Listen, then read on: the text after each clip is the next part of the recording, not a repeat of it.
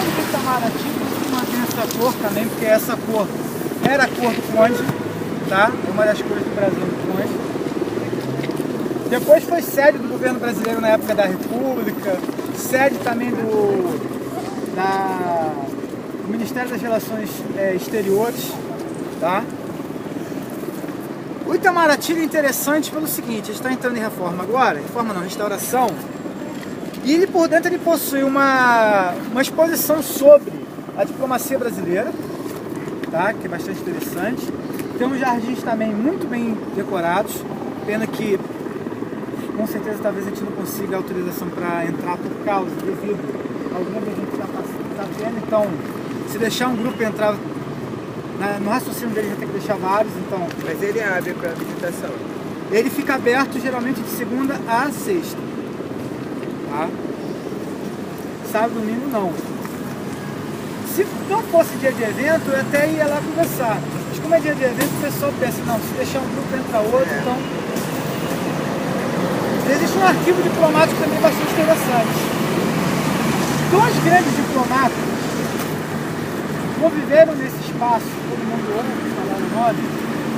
Um talvez vocês nem pensem que fosse, mas o primeiro é o Rio Branco. Tá?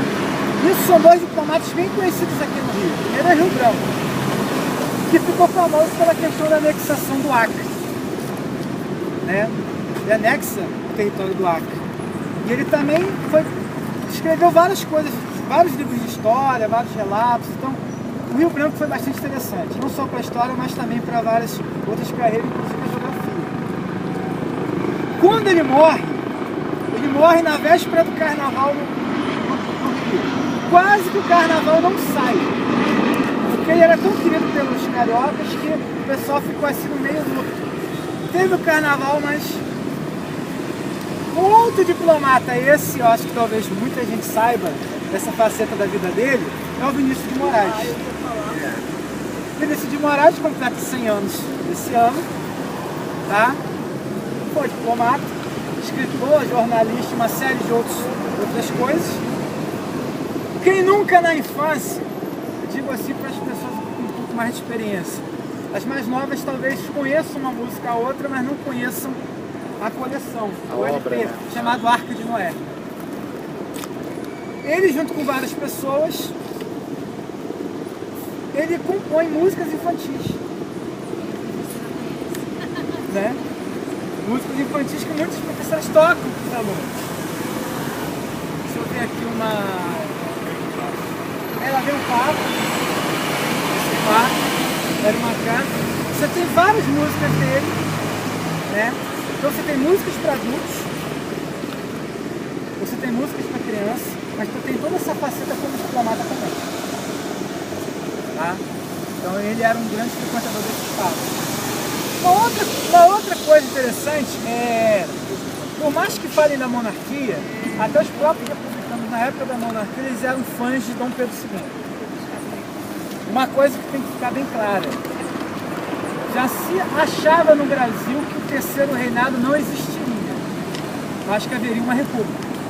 Só que muitos achavam que esta república só viria se Dom Pedro I morresse, Dom Pedro II morresse. Todo mundo respeitava ele. Tanto é que enquanto em alguns países da Europa os seus monarcas foram decapitados, foram mortos, no Brasil não houve isso. Tanto é que foi oferecido até a Dom Pedro II uma indenização que ele não aceitou. Não aceitou.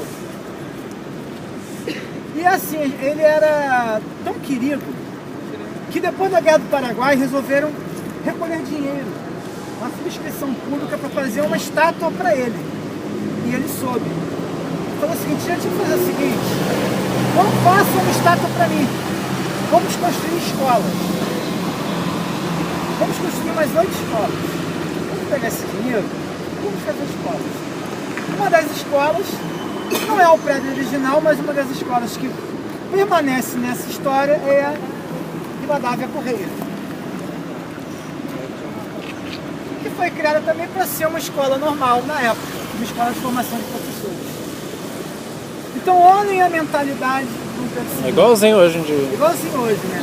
Gente, não me adorem, não me idolatrem. Vocês querem gastar dinheiro comigo? Construam escolas. Diferente da polêmica do pai dele, Dom Pedro I, com aquela grande estátua equestre na Praça Tiradentes. Que a princípio, Dom Pedro I poderia ser homenageado sem problema nenhum. A questão toda é o valor alto do monumento e onde ficaria Praça Tiradentes, local que todos julgavam ser o local da forca de Tiradentes, que foi mandado ser enforcado pela avó dele. Então, o local escolhido nessa época dificultou a construção da estátua de Tiradentes. Então, estou fazendo essa introdução porque nossa próxima aventura será por lá. Tá? Agora, Dom Pedro II resolve isso. Gente, vamos comemorar a Guerra do Paraguai com escolas. Justamente também para dar apoio aos filhos das pessoas que foram para a guerra. Porque, gente, escola nessa época não era uma coisa tão fácil, tão acessível como se é hoje. Não se tinha tanto acesso à escola como se tem hoje. E na época da história do Império, nunca se teve tanto acesso à escola como na época do Pedro II. Ele mesmo dizia que não queria ser rei, imperador. Ele queria ser cientista, queria ser professor. Tanto é que no exílio ele foi professor de idiomas. Imagina, o ex-imperador do Brasil não é professor de francês. E ele não se importava com isso. Tanto é que ele falava vários idiomas, inclusive o hebraico, nunca frequentou uma escola nem uma faculdade. Os professores iam até a casa dele. Era uma premissa de qualquer rei ser educado em casa pelas melhores mentes. A escola foi criada justamente nesse espaço aqui. Tá? Lá no outro lado da rua, nós temos a biblioteca estadual. Essa biblioteca vai ser uma das mais modernas do estado do Rio de Janeiro. Eles criaram um modelo de biblioteca que testaram em Niterói. Quando pegaram a biblioteca de Niterói, a biblioteca estadual de lá, e fizeram uma reformulação. Essa biblioteca em Niterói deu certo e vamos trazer essa ideia para cá. É o seguinte, nas bibliotecas tradicionais, vocês teriam que ir até a bibliotecária, pedir um livro, ela entraria no galpão e traria o livro para você, correto? Nessas mais modernas, o CCBB segue a mesma linha. O leitor ele vai até a estante, pega o livro, senta e lê. E pode conversar com o colega. Tem uma área reservada para estudo. Ali você não conversa. Mas na biblioteca você conversa. Com acesso à internet, pode tomar um cafezinho, pode pegar uma revista. Com áreas de biblioteca, você pode assistir um filme, você pode ouvir uma música. Com o setor também infantil, fizeram esse Niterói, esse CCBB também tem a mesma linha. Aqui também vai ter essa mesma linha. Com o setor infantil, só para criança, com brinquedos, com recursos lúdicos até para ensinar, que eu acho isso bastante interessante. Então, essa biblioteca vai seguir essa linha também. Tá? Essa linha. Nada de achar que...